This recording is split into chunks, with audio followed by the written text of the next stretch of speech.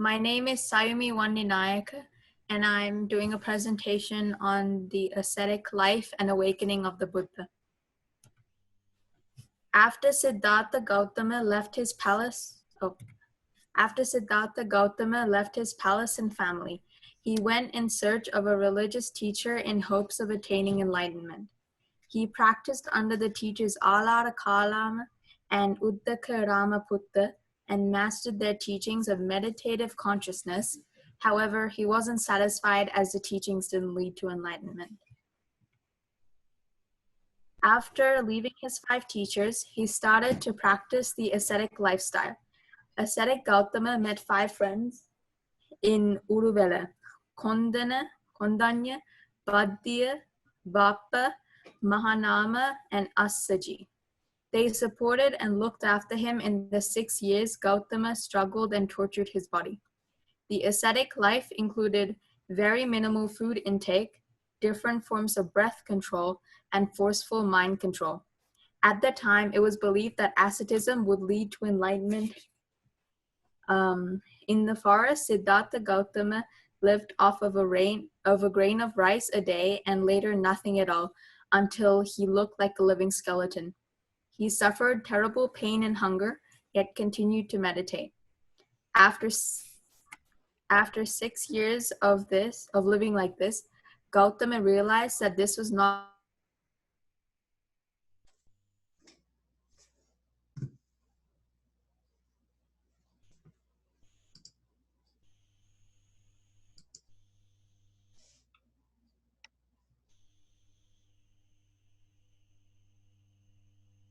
Dhamma found that the middle path, or the path of moderation from extremities, comfort of royal life, and the complete self-denial of ascetic life was a way to enlightenment.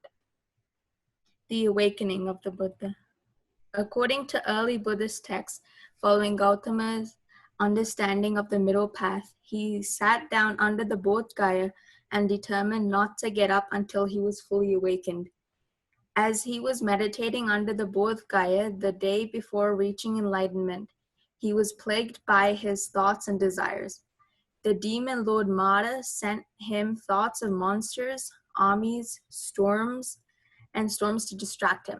In spite of Mara's persistence to distract Siddhartha Gautama, however, he was unfazed, and on the full moon day of May, Gautama Buddha reached enlightenment. Mara and his demons represent our inner temptations and one's ego that obstruct the way to enlightenment.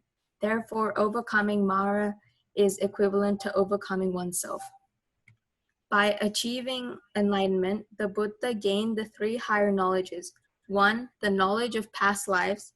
2, the knowledge of the rising and falling of beings according to karma. And 3, the knowledge of the exhaustion or suffering or the Four Noble Truths. After being awakened, the Buddha sat around the Bodh Gaya for 7 more weeks in reflection.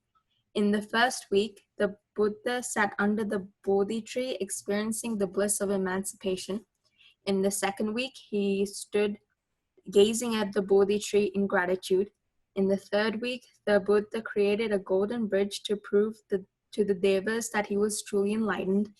In the fourth week, he sat on a jeweled throne meditating on the Abhidhamma, or the higher teachings. In the 5th week, distracting evil thoughts came to the Buddha in the forms of Mara's 3 daughters: Tanha, thirst; Arati, aversion or discontentment; and Raga, attachment, desire, greed, and passion. But Gautama Buddha easily overcame these desires. In the 6th week, he was meditating under the tree when it started to rain, and a huge king cobra named Muchalinda came out and sheltered the Buddha from the rain. This shows the Buddha's kindness to animals and nature, therefore getting back for their gratitude. In the 7th week, 2 merchants named Tappasu and Baluka offered Gautama Buddha rice, cakes, and honey. By taking refuge in the Buddha and the Dhamma, they became the Buddha's first followers. Thank you for watching.